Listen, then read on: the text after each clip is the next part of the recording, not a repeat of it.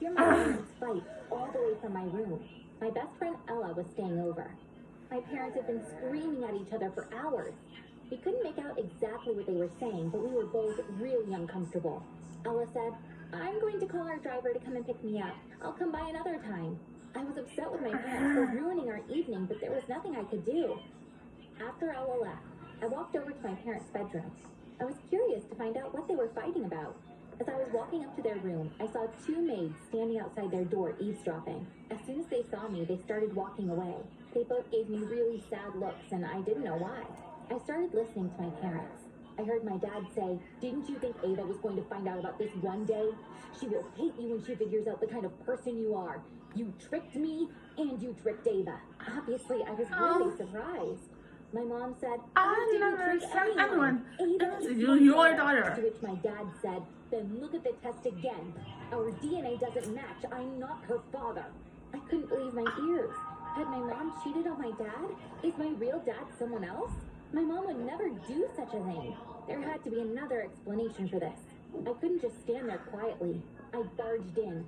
Both of my parents turned red when they saw me. "Mom, Dad, what is going on? I have a right to know," I said. And my dad said, "Your mom lied to us both." So here's what happened. You know those DNA testing sites? The ones that tell you where your ancestors came from?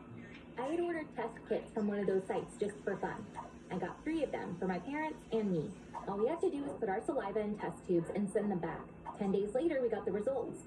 First, we checked my parents' results. It said that they were both 80% Egyptian. This made sense because both of their families were from Egypt. They came to the US in the 50s.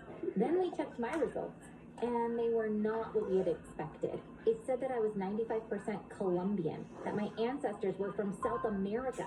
At first, we were really surprised, but then my mom said, "I heard that these tests are not that accurate. Since we are both 80% Egyptian, you must be 160% Egyptian." And we had a good laugh about it.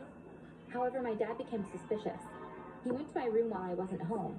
He got some hair from my brush and took it to a lab. They did a paternity test, comparing his DNA to mine, and it came back negative. I asked my mom, "Is this true?" She said, "Ava, you're our daughter. There must be a mistake." And she started crying. I turned to my dad and said, "Maybe it was the hair. Let's try another lab and have them test my saliva." My dad agreed. The next day, we were at a DNA testing lab.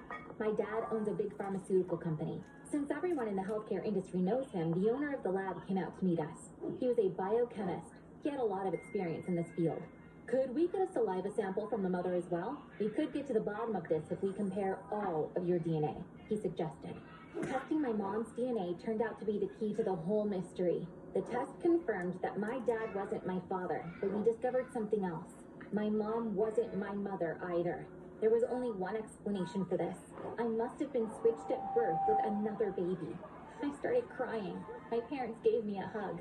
"This doesn't change anything. You're our daughter no matter what," they said. This made me feel a little better, but still, this was a horrible situation. My parents' real daughter was raised by another family, and that family was my real family.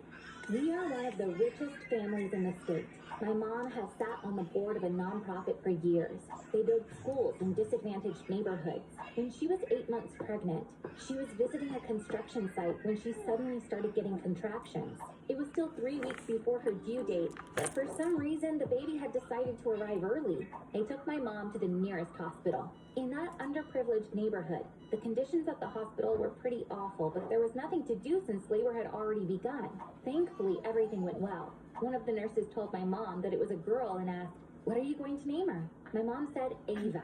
The nurse wrote Ava on a bracelet and put it on the baby's wrist. Then they took the baby to a room with all the other babies. It seems like that was the place where we got switched. Since all babies were wearing bracelets with their information, it couldn't have been an accident. Someone must have done it on purpose. Someone must have switched our bracelets. That's how I became Ava. Sure enough, they put my name bracelet on hers. When my 4 parents were leaving the hospital with me, they had no idea I wasn't their baby. Now the truth was out. We all felt terrible. My dad tried to console my mom, saying, "We'll find her. Then we'll have 2 daughters." I wasn't curious about my real parents at all, but I was going to do everything I could to find my family's real daughter. My mom and I decided to go to the hospital where she'd given birth. We were going to get a list of babies born on that day. My dad would hire a private detective and ask him to find each baby on the list. So we were in for a shock when we got there. The hospital had closed down 13 years ago. This was a long time ago. No one knew where the records were. Meanwhile, I was constantly on the phone with Ella. She was sad for me as well. When I told her the hospital had closed down, she said, "I bet if your dad told his story on one of our TV channels, you'd be able to find someone who can help you." Ella's family runs a media company. They own many TV channels. I called my dad and told him right away. He liked Ella's idea too. "Let's offer a reward. That will give people an incentive to contact us," he said. A few days later, my dad was a guest on a TV show where he told the whole story. He said, "We are offering a reward of $5 million to the person who finds our daughter. We have partnered with a lab that will do DNA testing. We are looking for a girl who was born in the first half of March of 2006. My dad's announcement went viral. Many news stories were published with the title, "Billionaire offers $5 million to find his daughter." Hundreds of people applied. Most were poor folks.